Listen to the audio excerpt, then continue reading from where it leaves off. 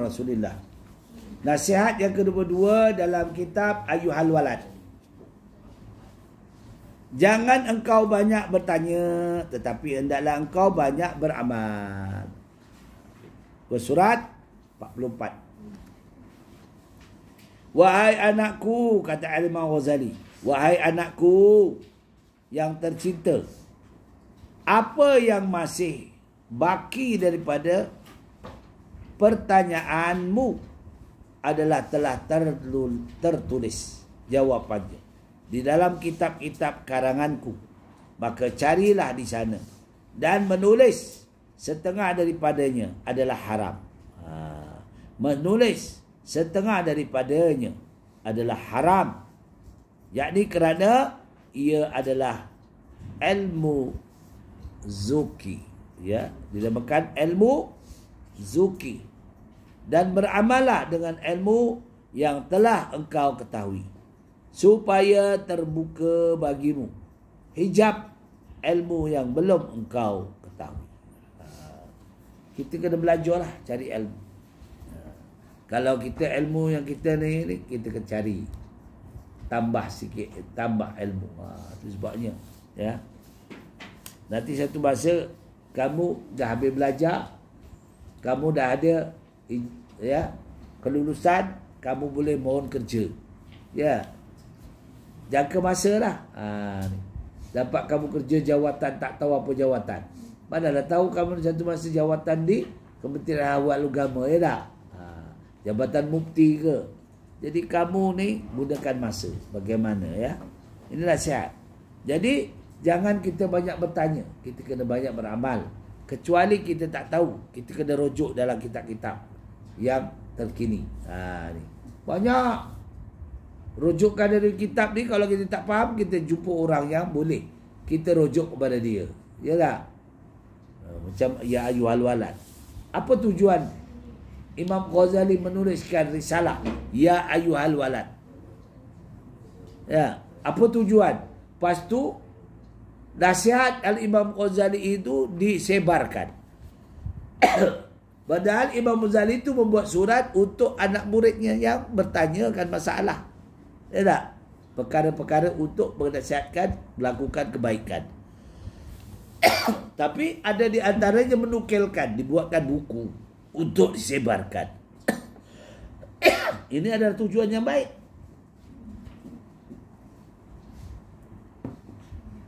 Dengan adanya kitab Ya Ayyuhal Walad ini, kita dapat mengetahui cerita Al-Imam Ghazali dengan anak murid yang tersayang, ya tak?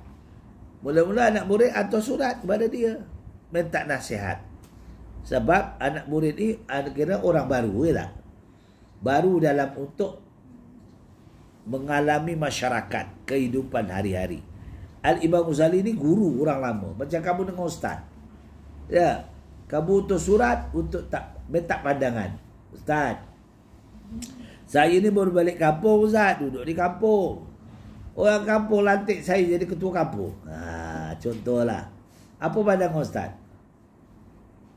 Ya, orang kampung hendakkan kita jadi ketua kampung.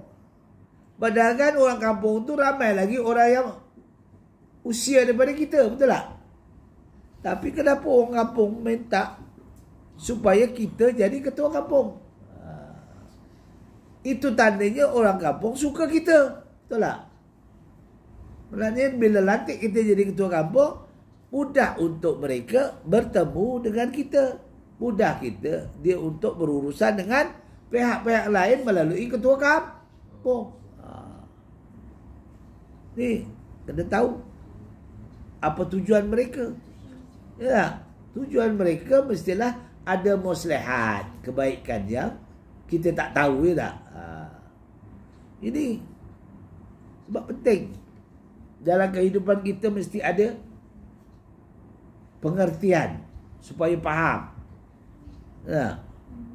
Bila orang kampung nakkan kita jadi ketua kampung, maknanya orang kampung suka kita, supaya kampung kita lebih maju dan yang apa? Dan berjaya. Sebab dipandang oleh orang kampung kita ni integrity.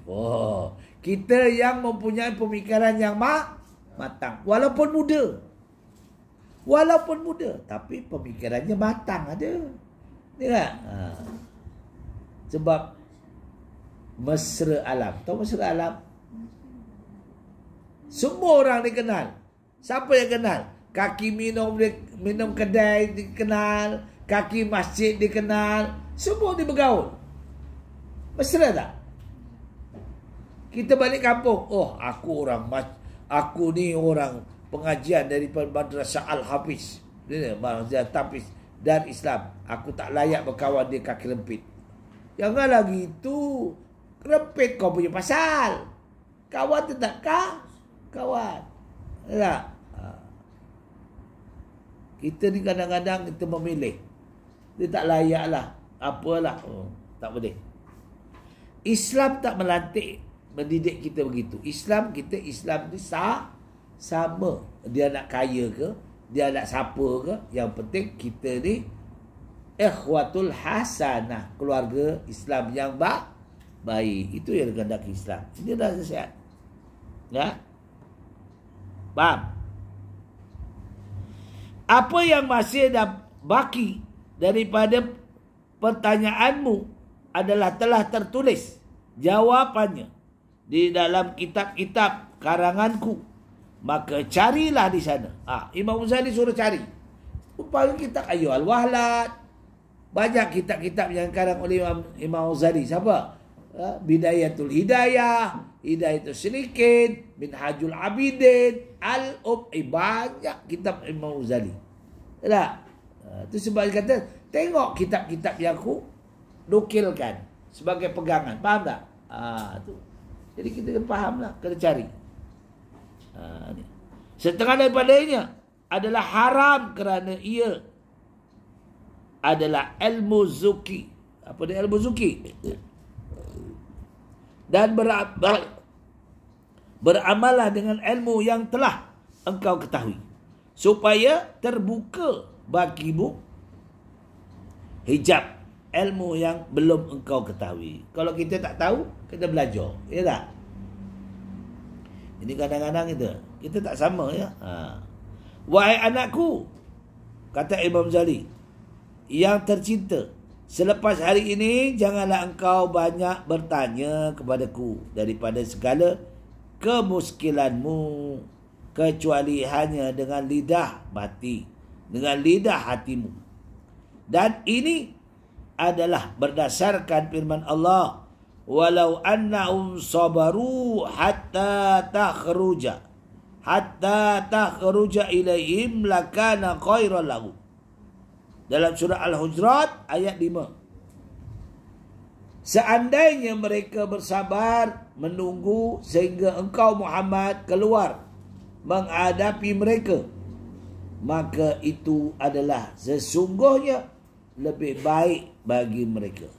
Dan terimalah nasihat, ya, nasihat Al-Hadir alaihi salam ketika ia berkata, apa dia nasihatnya kepada Nabi? Wala tas'alni an syai'in hatta ahdisa la salata minhu zikra. Surah Al-Kahfi ayat 20. Maka janganlah engkau segera bertanya kepadaku tentang sesuatu. Bolehlah. Boleh, kerana itu janganlah engkau terburu-buru hendak bertanya sebelum sampai masanya. Dan apabila telah tiba masanya, ketika itu Allah akan memeganglah, ya. Nampaklah segala-galanya bagimu. Firman Allah, sa'urikum ayati fala tastajilun. Surah Al-Anbiya ayat 37 ya. Apa dia? Selagi akan aku perintahkan akan kamu akan tanda-tanda kebesaranku, maka janganlah kamu turut, ya, mendesak aku. Jadi kita tak bolehlah desak kat Allah, ya tak? Ini kalau kita desak Allah, Dia kata setiap orang yang melakukan ibadat wajib ahli syurga. Itu pahaman Mu'tazilah. Tak boleh pakai. Kita nak mengikut pahaman ahli sunnah wal jamaah. Setiap manusia bila dia mati terserah pada Allah, mengikut amal-amalan mereka. Tapi dia memang tak kaki amal, dia mengikut amal-amal. Jadi pentinglah dan tu. Baik. Jadi hari ini kita rehat dulu sini ya. Sampai ke apa tu? Surah buka surat 45, insya-Allah kita sambung akan datang. Aku li qouli hadza taqullahu. Waalaikumsalam warahmatullahi wabarakatuh. Wassalamualaikum warahmatullahi wabarakatuh.